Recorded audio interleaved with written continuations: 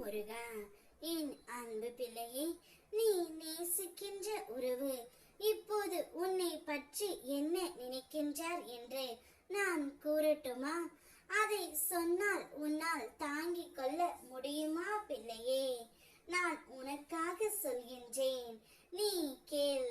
நீ நேசிக்கின்ற உறவை ஒரு நாளும் நீ காயப்படுத்த கூடாது. அவர்களை இழிவாகவும் நீ பேசாதே. அவர்கள் ஏதேனும் தவறு புரிந்தால் மன்னித்து ஏற்றுக்கொள். தவறு ஏதும் செய்யாமல் இவ்வுலகில் யாரும் இல்லை பிள்ளையே.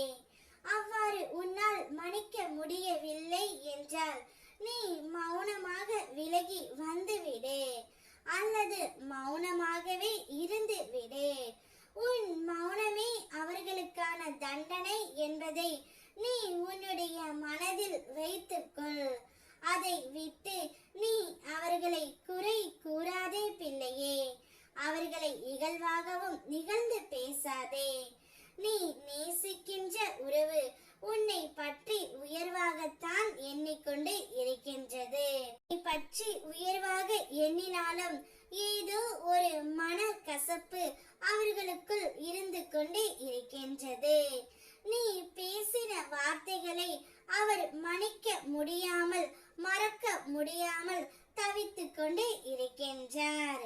சில நேரத்தில் கோபம் வந்தாலும் அதை அவர் உன்னிடம் வெளிக்காட்டுவது இல்லை. சில சமயங்களில் சற்று கூடுதலாக கோபம் வரும் நீ பேசிய வார்த்தைகளால்.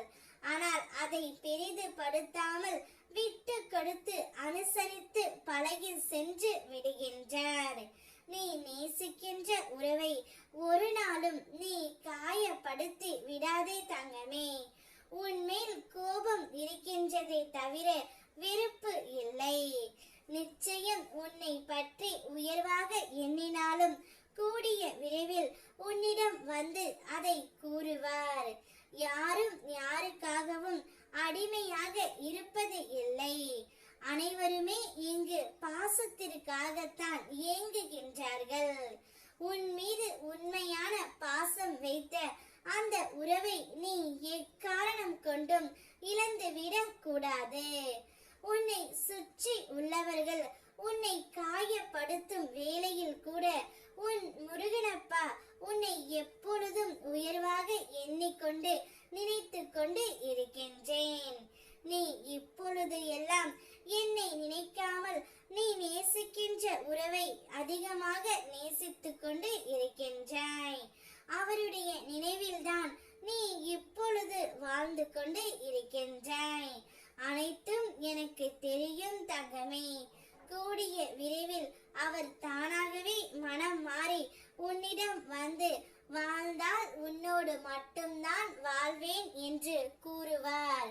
அதுவரை சற்று பொறுமையாக இரு, நான் பார்த்து கொள்கின்றேன். ஓம் முருகா.